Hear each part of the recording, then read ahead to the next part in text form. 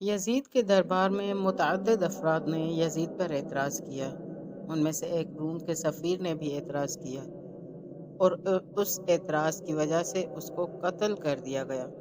چنانچہ امام سجاد علیہ السلام سے منقول ہے کہ ایک دن ہمیں یزید کے دربار میں حاضر کیا گیا۔ وہ اور اس کے درباری شراب پیتے تھے اور میرے باپ کے سر مبارک کی طرف دیکھتے تھے۔ اس وقت یزید نے ایک شخص کو روم کے سفیر کے پاس بھیجا تاکہ وہ یزید سے ملاقات کے لیے دربار میں حاضر ہو، اور جس وقت اس نے سر مبارک کو دیکھا تو یزید سے پوچھا، یہ کس کا سر ہے؟ یزید نے جواب دیا، اس سر کے مالک کے ساتھ تمہارا کیا کام ہے؟ تو سفیر نے جواب دیا، جب میں اپنے ملک میں جاؤں گا اور روم کا قیصر یہاں کے حالات کے بارے میں مجھ سے سوال کرے گا تو کم از کم مکمل جواب دے سکوں تاکہ تمہاری خوشی میں وہ بھی شریک ہو جائے۔ یزید نے کہا، یہ علی ابن ابی طالب کے بیٹے حسین کا سر ہے۔ سفیر نے پوچھا کہ ان کی ماں کون ہے؟ یزید نے جواب دیا، رسول خدا کی بیٹی فاطمہ ہے۔ سفیر کے جو نصرانی تھا کہا، وائے ہو تجھ پر اور تیرے دین پر کہ میرا دین تمہارے دین سے کئی درجے بہتر ہے۔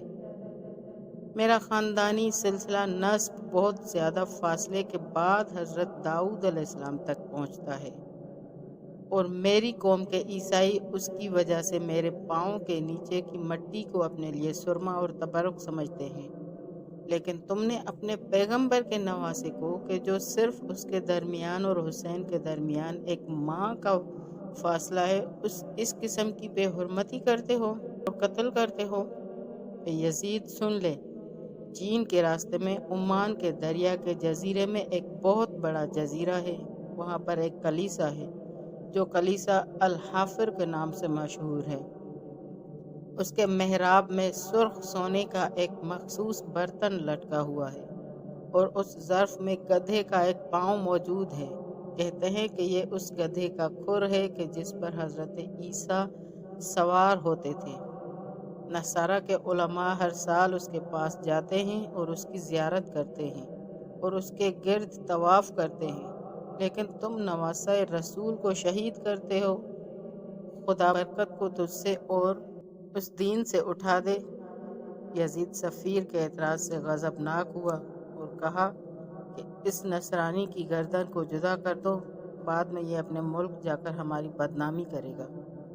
سفیر نے کہا، گزشتہ رات میں نے عالم خواب میں دیکھا تھا کہ آپ کے نبی پیغمبر اسلام نے مجھے بہشت کی خوشخبری دی، اور مجھے اب سمجھ آئی ہے کہ آپ کے نبی نے مجھے کیوں جنت کی خوشخبری دی تھی، جبکہ میں تو مسلمان بھی نہیں تھا۔ اس کے بعد اس نے اسی وقت اسلام قبول کیا اور شہادتین کو زبان پر جاری کیا۔ اس کے بعد امام حسین علیہ السلام کے سر مقدس کو اٹھایا اور اپنے سینے سے لگایا اور اپنے اسلام لانے کا گواہ بنایا، اور اس کے بعد اس کو شہید کر دیا گیا۔